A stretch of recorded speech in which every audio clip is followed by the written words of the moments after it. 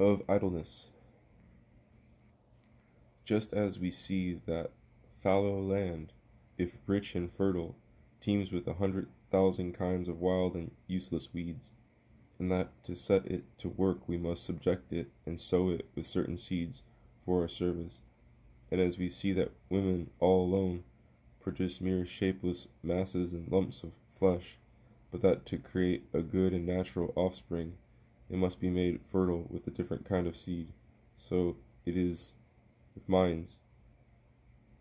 Unless you keep them busy with some definite subject that will bridle and control them, they throw themselves in disorder hither and yon in the vague field of imagination. Thus, in a brazen urn, the water's light, trembling, reflects the sun's and moon's bright rays, and darting here and there in aimless flight, rises aloft and on the ceiling plays. Virgil. And there is no mad or idle fancy that they do not bring forth in this agitation.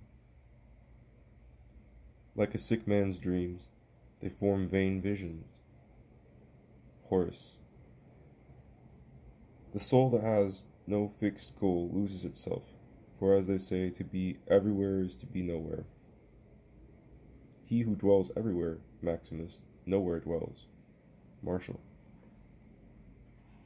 Lately, when I retired to my home, determined so far as possible to bother about nothing except spending the little life I have left in rest and seclusion, it seemed to me I could do my mind no greater favor than to let it entertain itself in full idleness and stay and settle in itself, which I hoped it might do more easily now, having become weightier and riper with time.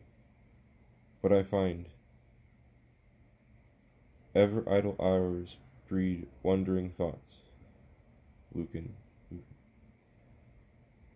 That, on the contrary, like a runaway horse, it gives itself 100 times more trouble than it took for others, and gives birth to so many chimeras and fantastic monsters, one after another, without order or purpose, that in order to contemplate their ineptitude and strangeness at my pleasure, I have begun to put them in writing, hoping in time to make my mind ashamed of itself.